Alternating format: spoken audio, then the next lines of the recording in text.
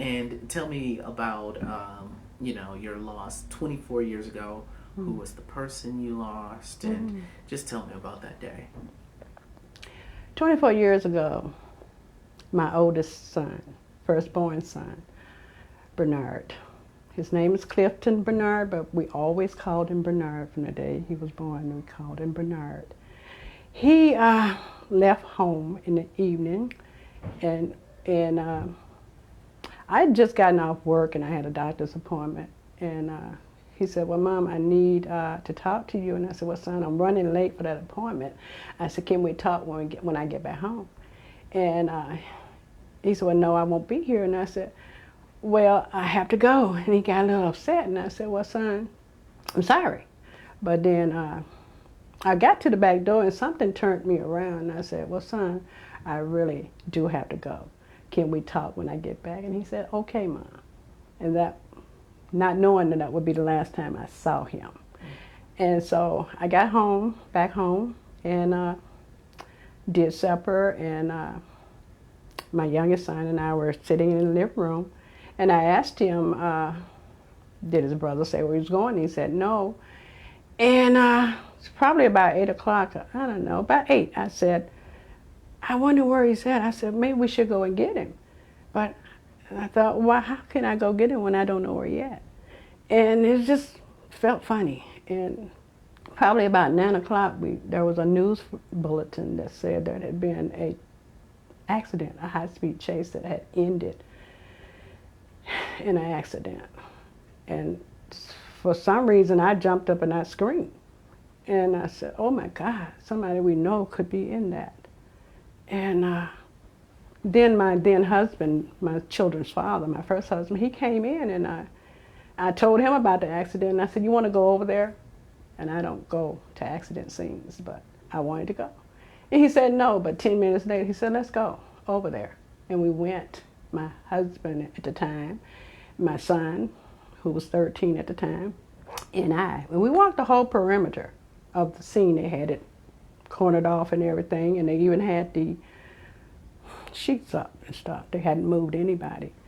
And we walked the whole perimeter. And when we had come full circle, there was a lady standing there, and she was distraught.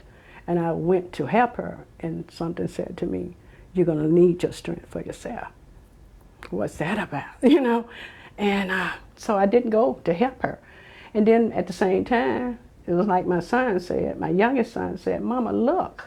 And when I looked, they were moving a body. And it was covered. And I said, I can't see that. You don't want to see that. And all the time I wasn't knowing what was going on. But I was summoned.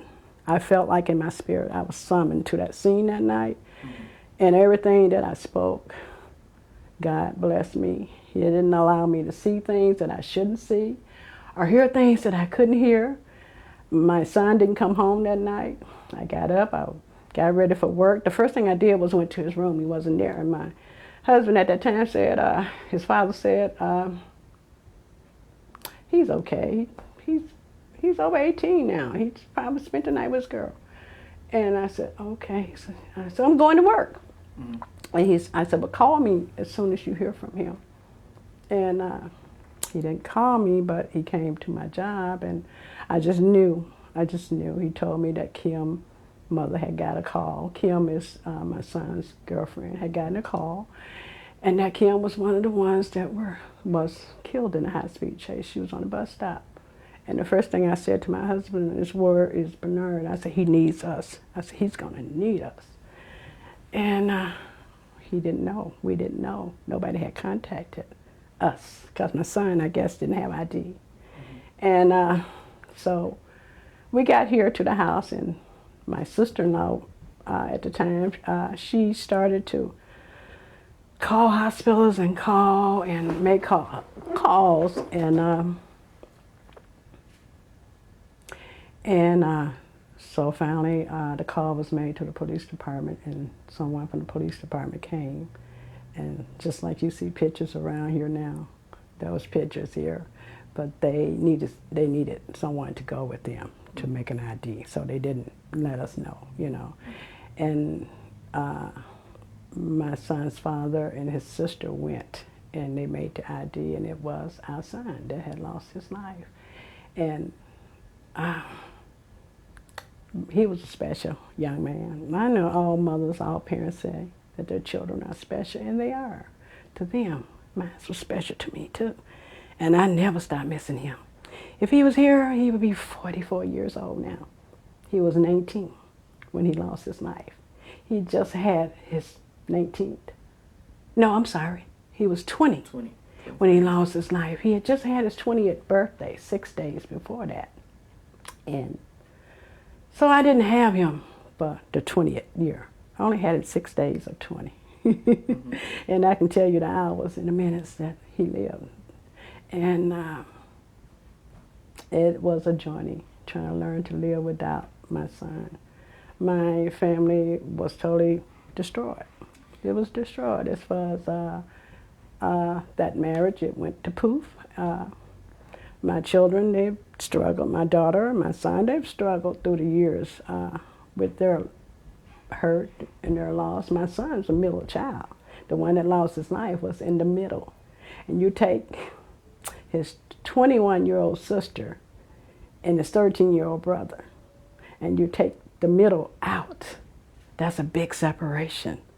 And so they're just starting, and they still don't have that closeness that they should have had because he was the link. And they also have another brother that is not my son, but he's their brother, and so he's there. And so my son, my youngest son, leans towards him more so than his sister, which is good because I love them all. And it was very devastating. It was very devastating. We wanted at the time to do something about the high-speed chases. We really did. And I didn't have the support. I had no immediate family of my own here. Mm-hmm. And I was in a total state of shock and loss. And I think I walked around for probably a year like that. And I didn't have the help I needed. My son wanted to do a petition against high-speed chases. Well, we started the signatures, but the more I stood out there and tried to get signatures, and I had people asking me, well, what do you think they should do? And I didn't have the answers, and I still don't have the answers as to what they should do as far as high-speed chases are concerned. Sure. But I do know that over a year ago, when the Common Council came to a decision to allow the high-speed chases again, I did put a call into my alderman. I asked him, I said, I don't have a problem going down there and speaking on behalf against high-speed chases. I said, if you need me to do so, please contact me. He never did. Yeah. And they just reinstituted it. Right. And so trying to have resolve and trying to have peace is so hard when you wake up every morning and there's been another high-speed chase. Right. And you're hearing that people are losing their lives. And my son was a king to me. He might have not been known to anybody outside of his family and his friends, but he was a king to me. He was not Jay-Z or any of those people, but he was a king to me. Right. And what does it take?